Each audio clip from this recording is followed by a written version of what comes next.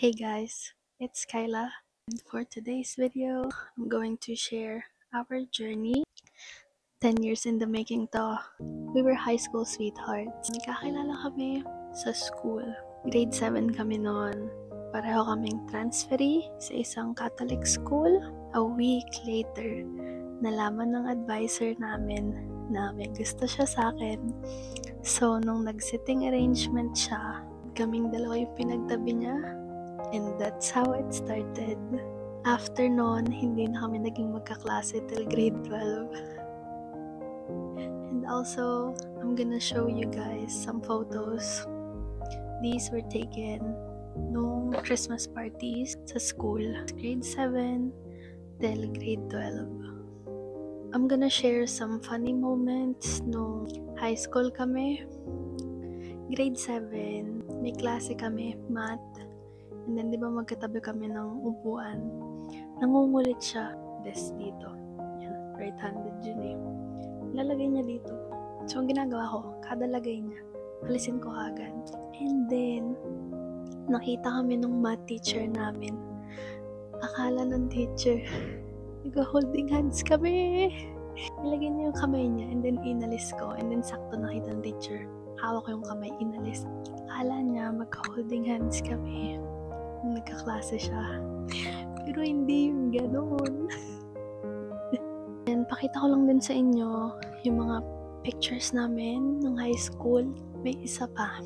Grade 9, intrams. Yun yung pinaka-inaabangan ng lahat ng estudyante. Walang klase, the whole day. I think whole week din or 3 days yung intrams. Di ko na maalala. Siyempre, walang klase. So, ano bang gagawin? Maghapon kaming magkasama the whole time, the whole intrams. And then, dumating na sa point na nakiusap yung principal namin na maghiwalay daw muna kami kasi nga lagi kami magkasama. Nakakatawa lang. I'm also gonna share some unforgettable moments namin nung high school. Kapag uwian, bago niya ako ihatid, sasakayan pa uwi, dadaan muna kami ng night market. Yun lagi yung routine namin. Magmemerenda kami. Madalas kami dun sa sisigat. Sobrang sarap ng sisig dun, solid. Ano pa pang unforgettable moments ng high school? Yung kapag dadaan siya sa room namin, kasi nga hindi ko na siya naging kaklase ever. So kapag dadaan siya sa room namin, palaging titingin sa bintana. Hanapin ako nun. And then pag napatingin ako, ganito yun palagi. Lagi siyang ganun. Sobrang sweet lang, sobrang cute, sobrang consistent. Kasi laging ganun every single day. Then after noon, 2020, nagka-pandemic na. So nag-college kami, online class lang. 2021, nalaman namin na pwede na kaming umalis. Pwede na kaming lumipad, papunta dito sa Canada.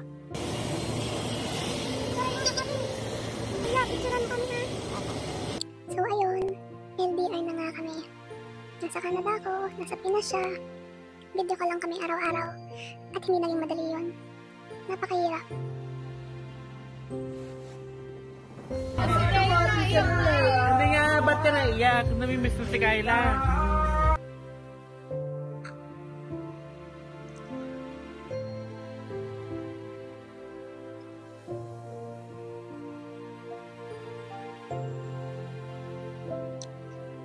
Then, after ko maka 2 years dito, nag-decide na akong umuwi. And, I'd say, isa yun sa pinakamasayang moment. Kasi finally, after 2 years, makakasama ko na rin siya.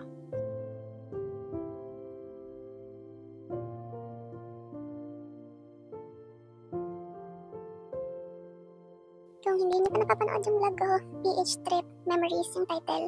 Yun yung last vlog ko bago itong video na to. Sobrang unexpected ng mga nangyari. At ito na nga.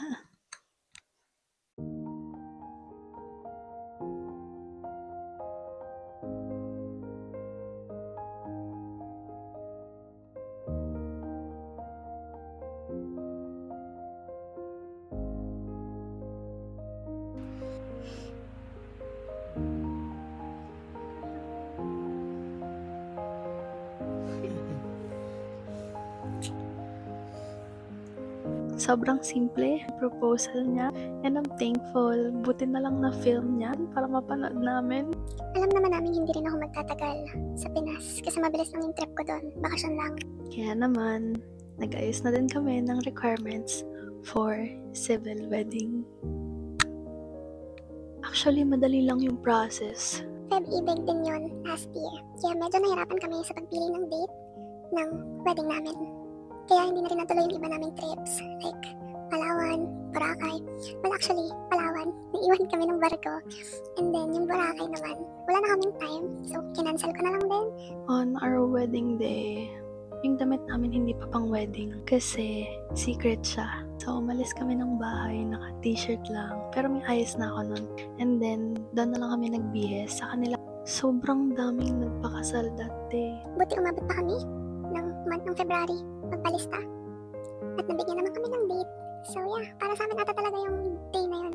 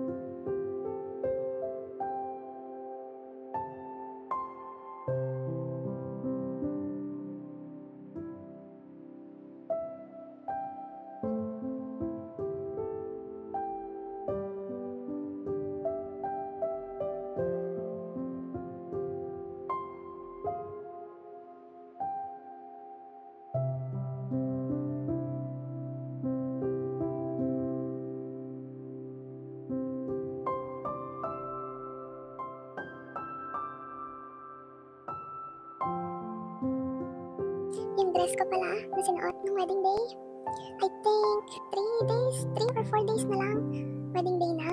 And ginawa pa rin siya ni Tita Nilda. So thank you so much Tita Nilda for making that dress for me. Sobrang biglaan lahat ng nangyari, pero it turned out really well. So, I feel blessed and I'm very thankful. Yung vacation trip ko na yun turned out our wedding journey. Well, hopefully na-deliver ko siya ng maayos. So, please like and subscribe. Thank you for watching. Bye!